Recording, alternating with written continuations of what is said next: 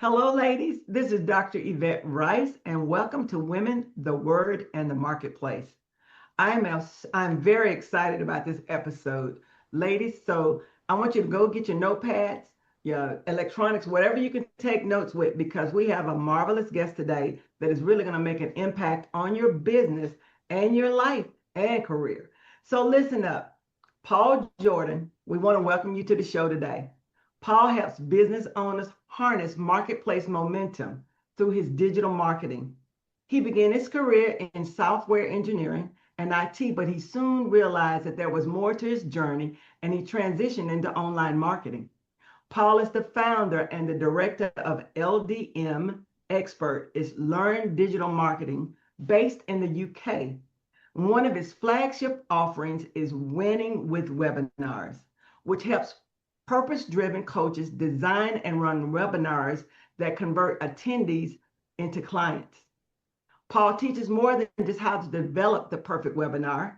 He also focuses on aligning your message, building your brand, and running a value-led business. I had the pleasure of being a guest on Paul's coaching podcast called The Online Coaching Edge, where he interviews coaches and entrepreneurs on topics such as business and mindset and marketing. So ladies, get prepared, be inspired. I know this is going to be a power-packed interview, and I'm excited, so excited to have you on the show, Paul. Welcome. Let's get started. Oh, Yvette, that's such a warm welcome. Thank you so much. It's an absolute pleasure to be here today. Thank you.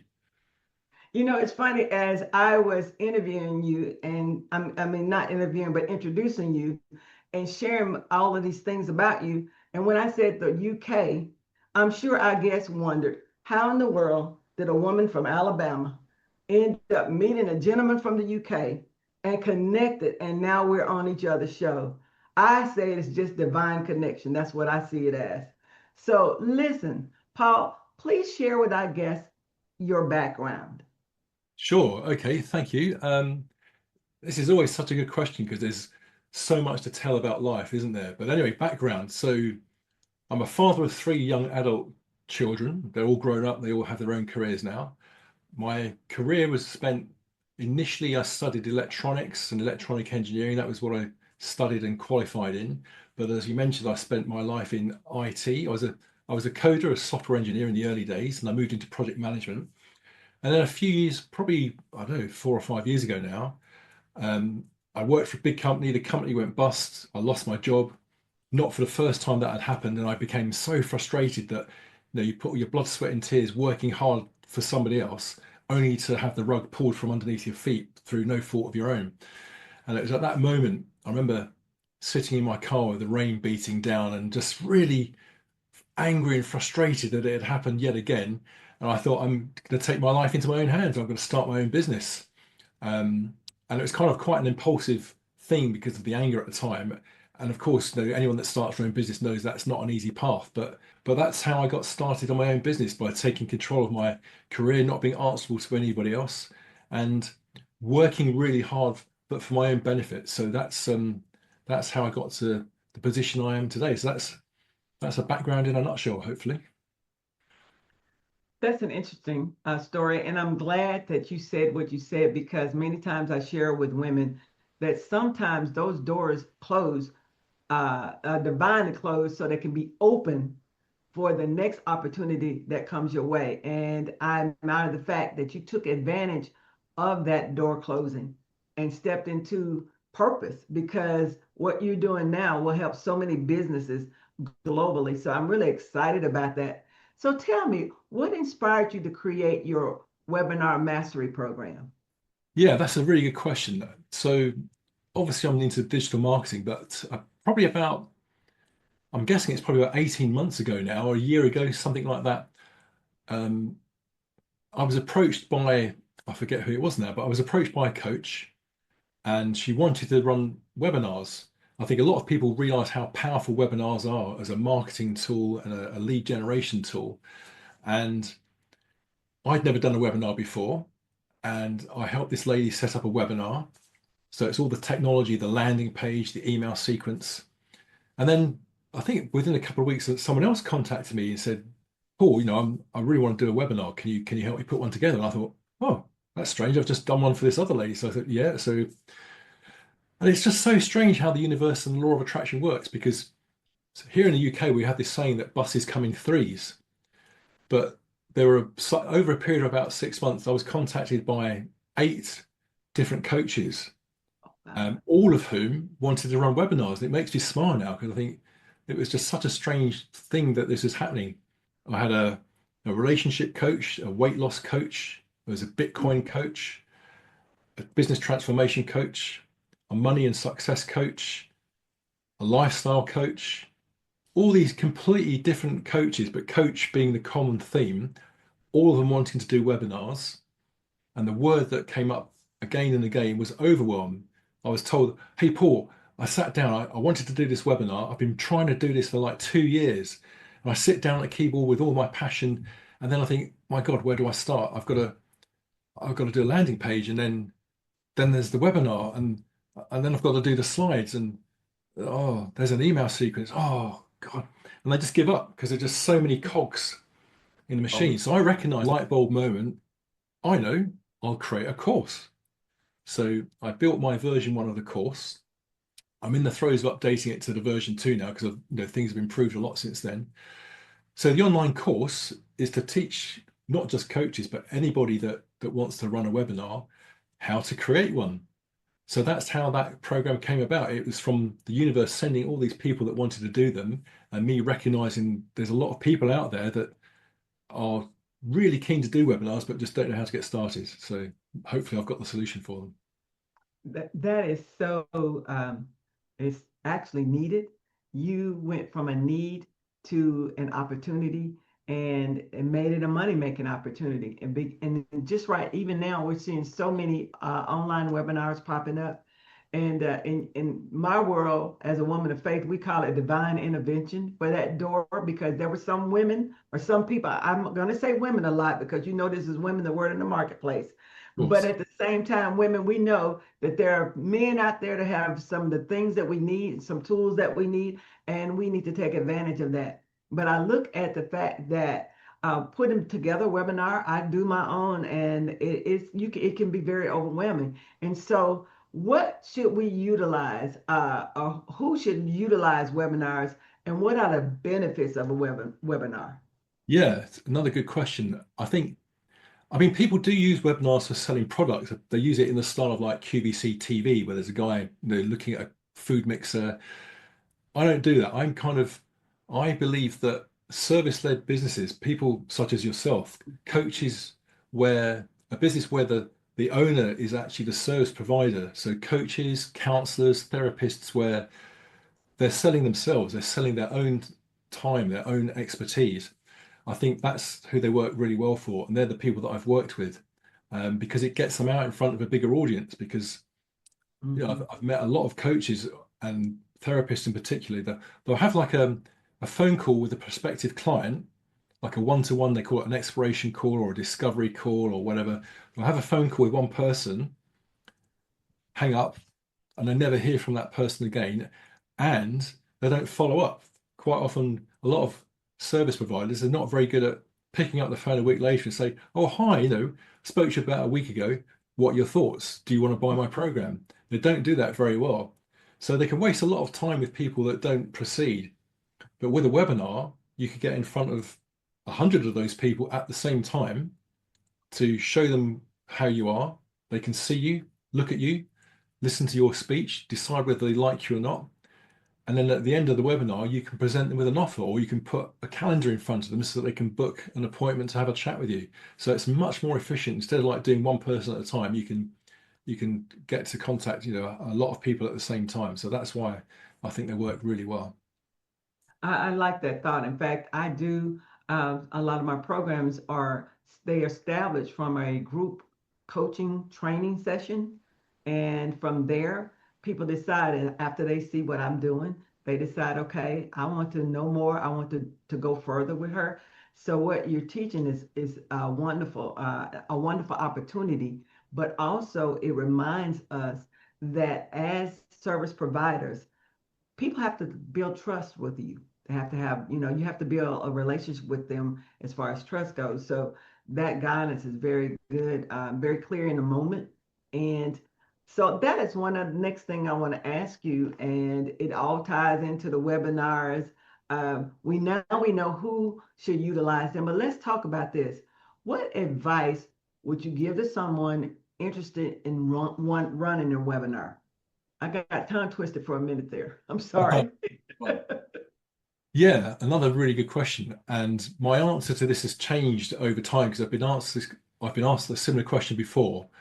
And because of my own learning and my own experience and my own progress, the thing that I've recognized overall, Yvette, is that a lot of people are afraid of their own voice because you know one of the biggest fears in life is like public speaking. Now, webinars aren't quite public speaking, but you're still in front of an audience that you can't see necessarily.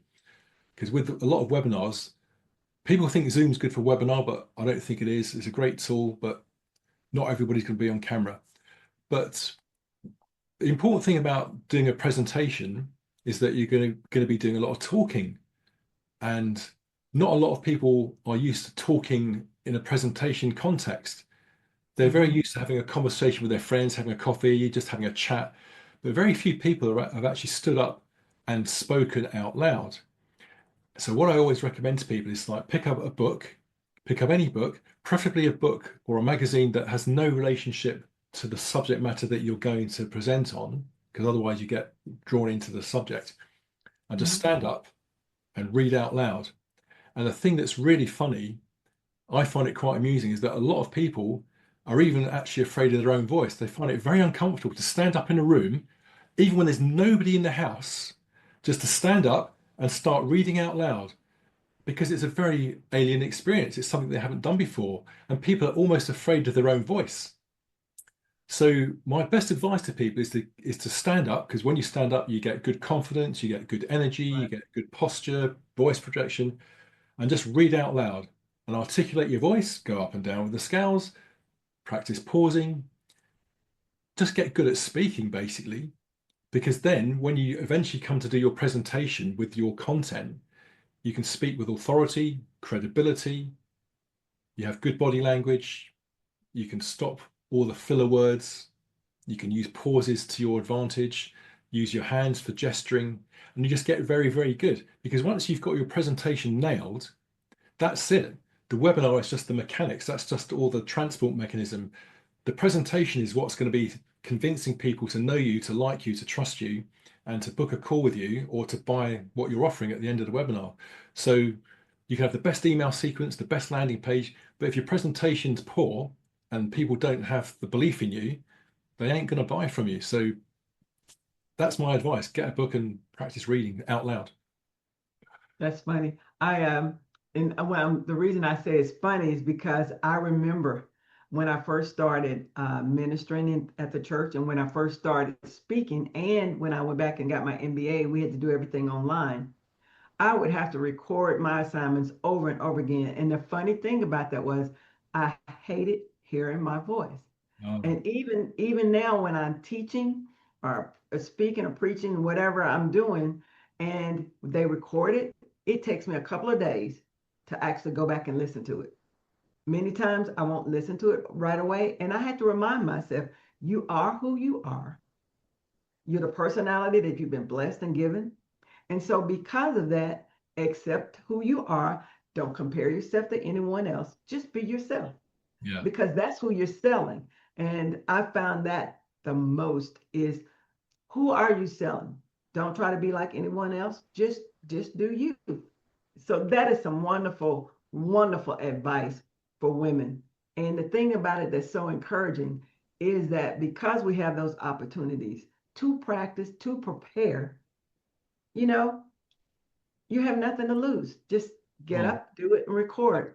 So let me ask you something. I think that you're very passionate about what you do. yeah. And I believe that because you are, how has creating your series and the work that you're doing now, how has that changed your life as far as the marketplace? Well, I suppose I like yourself, Yvette, I get a huge buzz, I get a huge amount of satisfaction out of helping people, seeing them progress. I think in life, biologically, we're designed to help other human beings because the survival mechanism, we know that we work better socially with a crowd of people to help each other, look after each other. So biologically, I think we're all designed to help other people. And the sense of satisfaction that you get from that is beyond measure, that you can't put a price tag on it because it just makes you feel good, doesn't it? You get a good feeling about watching someone go from a struggling position to being successful. Um, so that gives me a lot of pleasure. It gives me a lot of joy. And of course, financially, it's very rewarding as well because there's a huge audience out there that we can reach across the world with the internet. And with good marketing, we can make a good life from that. And I've recognized there are a lot of very, very good coaches out there that once they get in front of someone who needs their help, they can transform their lives. But the coaches aren't very good at finding those people. So if I can help connect a fantastic, passionate coach with the person who's going to benefit from their service through a webinar, then it's like a three-way win because I've helped the coach, I've helped their prospective client connect, and I've helped to put that together. So it's a three-way win, which is hard to beat. That's just how I feel about what I do as well. Is it's not work anymore because we're doing a service that's changing lives and opening doors for opportunity for other people. So I feel the same way about knowing that, hey, this is my purpose, this is where I've landed, and this is what I'm supposed to be doing. So let me ask you this. If members of my audience would like to reach out to you, what is the best way for them to be able to contact you? Yeah, there's a few ways. I suppose the first thing is if people go to Google and they put Paul Jordan webinars, they'll see quite a few entries come up on page one of Google. So you can see my various websites and so forth there. But my email address is Paul, Paul, at LDM dot expert, expert. That's my email address. I welcome anybody to contact me just for a no obligation chat for some advice, just have a friendly chat and a virtual coffee. And hopefully we can get those details put in the description below the video. Oh, absolutely. I'll make sure that they're included in our episode and the description for today, Thank you. that before we put it online. So I'm just excited about what you shared with us. Now, for those women who are out there watching today and they're getting ready to launch their first webinar and they are a little bit intimidated, and of course, they need to contact you before they do it, but they're a little bit intimidated. What would be something that you would say to them now to help them get beyond the fear and step out and do what they need to do? Yeah, I think so. I think practicing speaking is probably the easiest starting point because that's low friction. Just grab a book and just learn to not learn, but just practice speaking out loud and stand up and get because repetition is how we learn and we get better. So that's what I would do. The other thing is I can put another link is that I run a completely free webinar, um, which shows people how to put a webinar together. So it tells them how to 18 put o'clock. their slides together, how to get free traffic because they can get some free traffic from Eventbrite and social media. So I tell them how to do that. So we can put that there. They're very welcome to sign up. They'll get lots of value from it, get a free workbook, a checklist. I get some really good feedback because people say they learn a heck of a lot from that free webinar. And as much as anything else, they not only will they learn from the content of the webinar itself, but if they stand back, they can actually observe the whole funnel. They can see how the emails work, how the webinar platform works, how the registration page works. And that exact framework is what I would then help them create. That's wonderful. And I need to make sure we get that link as well so we can share it with the women who are watching. I know they will be encouraged by it. And the fact that you're offering the initial work that they can get from you for free is wonderful. So, Paul, is there anything else you want to share before we close out this episode of Women, the Word in the Marketplace? I think my final thing is two things really. One of my favorite phrases is perfection is the enemy of progress. And kind of the flip side of that coin is done beats perfect. So people quite often spend a lot of time trying to get things right before they start, which is it's just an excuse really, but we don't always recognize it. So I say to people, just get out there, just do it. Just do it. Right. Well, that's something that I share with people. I tell them that procrastination is disobedience in slow motion. So I'm glad that we did not procrastinate in coming together and me being on your podcast, but also you being on the Women, the Word, in the Marketplace. One quick question. So did you feel funny about being on a podcast called Women, the Word, in the Marketplace, where you Not know mostly your audience will be women today? No, I'm pleased you've asked that question because no, not at all. I feel very privileged to be here because I do respect that, you serve mainly a female audience. But going back to those coaches that contacted me, I think out of the 8 coaches that contacted me, I think only 2 of them were guys. They were the relationship coach, the transformation coach, the weight loss coach. They're all women. So somehow I think I resonate well with women. So it feels good to me. Well, I'm glad that you feel that way about being on Women, the Word, in the Marketplace. And it was such an honor to have you. And ladies, we'll make sure we put all of the information in the chat, we'll provide it to you in the link. And Paul is going to make sure that I have all the information I need so that you can reach out to him and find out more about making that webinar, the webinar that you desire. So Paul, thank you so much for being on this episode of Women, the Word, in the Marketplace. And we were just honored to have you as our guest. It's a real Have a pleasure. great day, and I look forward to us getting together and talking some more soon. Yeah. Thank you, Yvette. Thank you very much. Bye for now. Bye-bye.